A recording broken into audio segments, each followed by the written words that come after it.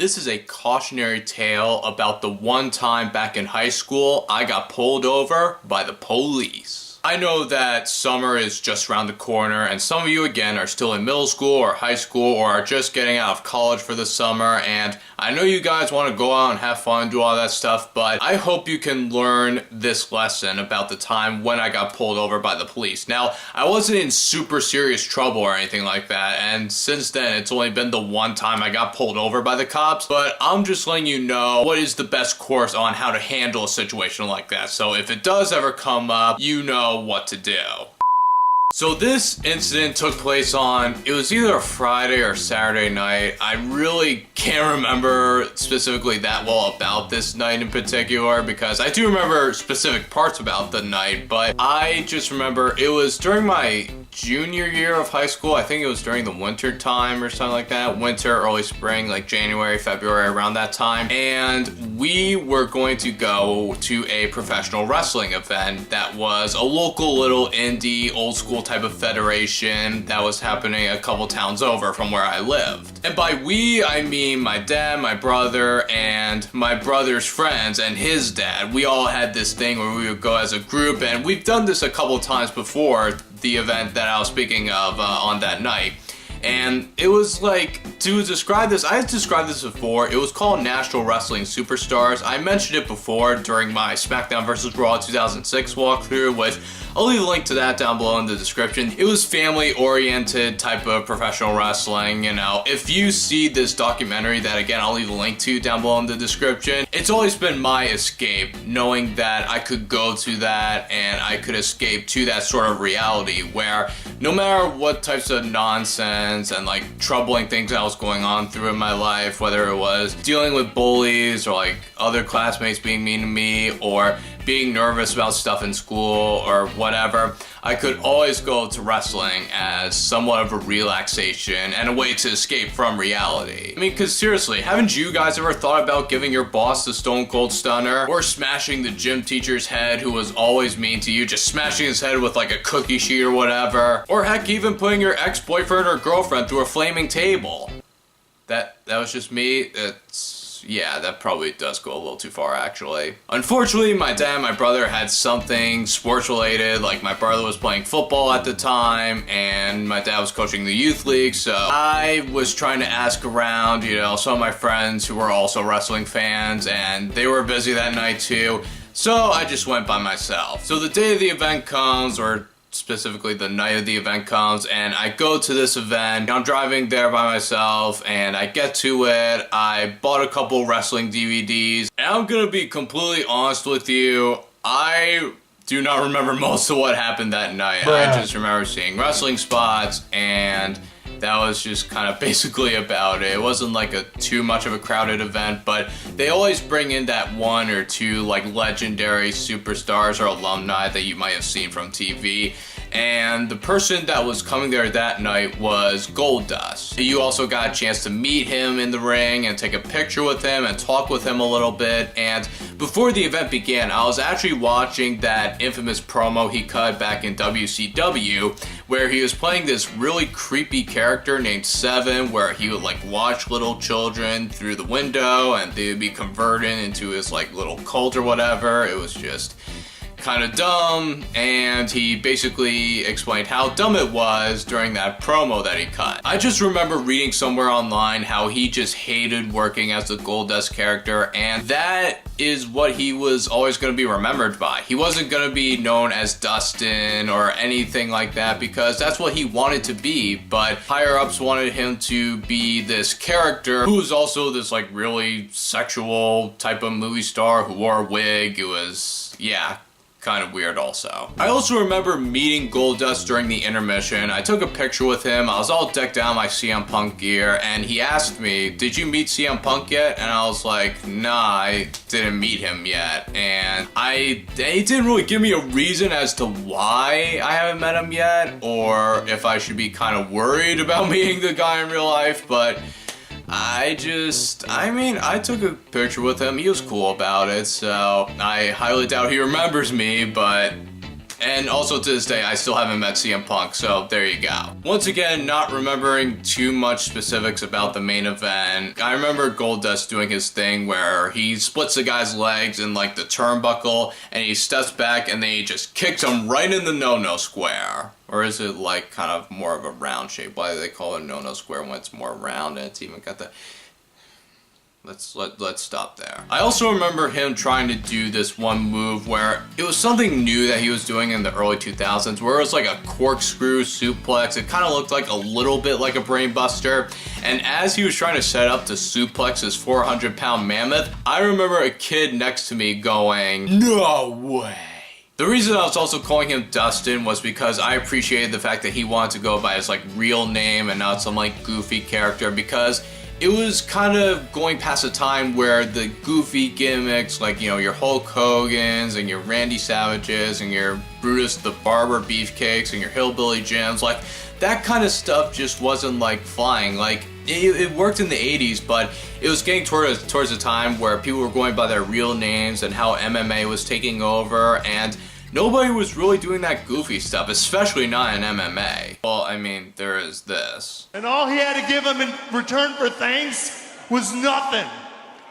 Flushed him down the toilet like a turd. Oh, God, it's so tough not to cringe at that. And Goldust won the match with a running bulldog, which is about as old school as you can get, and that was the end of the night. Now, this wrestling event took place at a VFW hall. And there are like two different ways you can go out. You can either go out the left way or you can go out the right way. I decided to go out the way I came in and go to the left. Little did I know that I was supposed to actually take another left, or I think it was a right turn, to get out and exit the thing, because I did not realize at the time, but that was a one-way street that I came in through. So I'm driving along and it is like pitch black out. Like, I literally cannot see anything unless it's like my car lights. There are no lights there. I'm thinking like Freddy Krueger and Jason is gonna like pop out and like wreck my car and then like slice my head in half. Like, I'm just worried about that too. It was getting a little creepy. I see a car pull up and the car's like honking at me, and I just pull over and I let the car go, and I stop there. And I'm thinking to myself, what is that guy's deal? Why is he honking at me? Is my taillight on or something? Am I just, like, are my beams on? Which I checked, and, you know, my beams weren't on, like, my regular lights were on. I wasn't, like, doing anything crazy. I mean, what was the big deal? So my mind is racing at that point, and I'm thinking to myself, should I turn back, or should I keep going, or should I explain, or should I ask the guy why he was honking at me, or what should I do in this situation? So my mind was like, take a clue, you idiot, just turn right around and go the other way. But my body was telling me, keep going. So I keep going, and I get to the end of the stop thing, and I noticed that it says one way, and I'm thinking to myself, oh boy, wait, this is a one-way street. I mean, I could possibly still like turn around. I mean, there's nobody out here. I mean, I could still probably keep going. I mean, who's really gonna stop me, right? And then of course, out of the corner comes a cop car. That's the sound of the police. And so he stops me and he rolls down his window and he yells at me, "What are you doing?" "Oh, I was just going through. I didn't realize this was a one-way." And he tells me, "Yeah, this is a one-way. Why are you going this way?" And I'm just thinking to myself, cause I'm panicking right now, cause I'm like, I could just turn around, I could go the other way. And the cop tells me, no, pull it over. So I'm like, okay, and I pull over to like the side of the road, even though there's like a abandoned parking lot that he actually points me, you know, he's like, go that way, go to that parking lot. So I go there, I go to like a random spot, and I just stop and I turn off my car, and my hands are sweating, like my heart is racing, it's getting tougher to breathe, and I'm thinking to myself, oh my gosh, please do not let this guy give me a ticket. This is going to be one of the worst things that could have possibly ever happened to me. So he gets out of his car, he's even got the flashlight on because he thinks I'm probably driving under the influence or whatever. And he asks me, did you realize you were going down a one-way street? And I tell him, listen, I didn't know that I was going down a one-way street. And then he asks me, you did know? And then I'm like, no, I didn't know. Because here's the thing about, my speech thing, which maybe some of you have caught on about, but I used to take speech classes in elementary school to try and pronounce certain words, which I couldn't do at the time. For example, I couldn't pronounce the word thing. I kept calling it like thing or thing, I couldn't pronounce it as like thing, with my tongue under my, teeth was like thing. I couldn't do that at the time. And certain words I just can't pronounce for some reason, or it's really difficult for me to pronounce. I don't know why that is. It really kind of aggravates me too as well, so please stop laughing at me. And so he asks me where I was coming from, and I tell him, oh, I go to the wrestling event, feeling slightly embarrassed because around this time I was like really embarrassed, and I just did not want anyone to know that I was a professional wrestling fan because I heard so many people in high school making fun of it. And I didn't want to be associated, especially with the product going on at the time. I was a little embarrassed to be a wrestling fan. Even a little bit more so to this day, I'm still a little bit embarrassed to be a wrestling fan, although there is independent wrestling that's been killing it right now, so there's that. But like, everyone associates it with WWE and they think, oh, that's like a summary of professional wrestling without finding out about all these other great like wrestling events. And obviously National Wrestling Superstars wasn't like Ring of Honor or PWG or Lucha Underground or something like that, or even NXT. It was like I said before, the old school 70s, 80s, rest hold, big move, rest hold, like really old school stuff, which I don't know why they're still doing that. Like, these promoters just don't get it. So he's asking me who was on the card for that night, and I tell him, oh, Goldust and so, and I'm just like making up names at this point. And I also show him the insurance, and I keep calling him sir. Because I know in that situation, I'm like, yes, sir, I keep my hands on the car. I just don't want to look suspicious at all, I just want to be as polite as I can to try and like kind of, charm my way out of a ticket. And so we're talking after a while. I give him, my license, my proof of insurance, all that stuff about the car, and whatnot. And then he's writing stuff down, and he tells me, okay, you're going to give this to mom and dad tonight, okay? And you're going to explain to them what happened tonight, because that's a warning, and I just want to let you know that, and, you can be on your way, and yada, yada, yada. And so I'm thinking to myself, okay, thank you so much, officer, have a good night. And he's like, thanks, you too. And then he just gets in his car and leaves. And I'm sitting there, and I'm thinking to myself, what the heck just happened? The other thought that goes through my mind is, oh my gosh, my parents are going to kill me for getting pulled over. So I'm driving home, I'm worried about what's going to happen and, stuff like that. Not realizing that they already got a call from that police officer. And I found out later on, as I was explaining it to my parents, he was like the head of the police department, of his police department for that town for the past 30 years. And he was just really bored that night, and he already saw 2 cars actually going out the one way. And of course, he wants to go over and check out what's going on. And of course, I'm the 3rd car that he catches. So again, I just have the worst luck sometimes, the worst timing ever. So I get home and my dad's, calling someone, and, he's smiling and laughing and joking with this person, and he immediately points me to the couch to tell me to sit down. And I'm thinking to myself, oh, here we go. Here comes all the yelling, and maybe I'm about to get pile driven through a table tonight. It's just, I'm about to be on the receiving end of what those guys in the ring were going through. And my dad's asking me, did you get pulled over? And I tell him yes, and I told him I was very respectful and stuff like that. And he tells me, again, I'm not happy about you getting pulled over. I'm very proud of the way you handled yourself with the police officer. Because I kept calling the police officer sir, I was very respectful, I was very cooperative,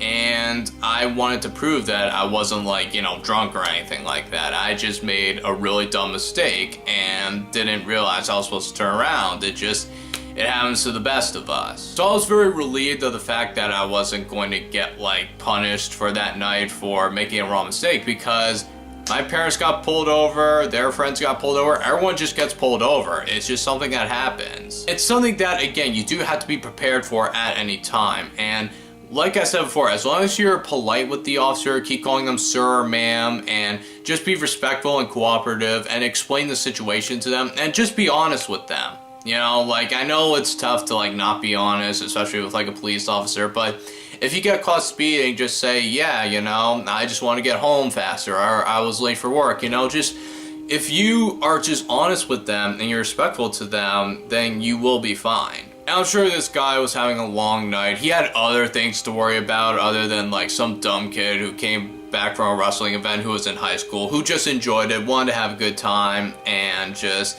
didn't make the best decision when it came to navigating the road because like I said before, it was pitch black, so I had no idea. I didn't even realize that that was a one-way street when I was going to the event and I was coming back from it. So once again, bad mistake on my part, but it does happen. And that, ladies and gentlemen, is a story of how I got pulled over by the police. So I hope you guys learned from this lesson. That was my story. Did you guys have any stories yet of being pulled over by the cops? If so, let me know down below in the comments. And I know, once again, summer's coming up, so just be careful out there because cops really love to crack down, especially since people love to go out and party on Friday and Saturday night, and they just don't want anything to happen. So if you have any crazy stories about getting pulled over by the cops, just let me know. And if you want more videos like this, like I said before, leave a like on the video, comment, subscribe, and until next time, you guys, I will see you later. Alright guys, peace. Thank you all so much for watching. Hope you enjoyed.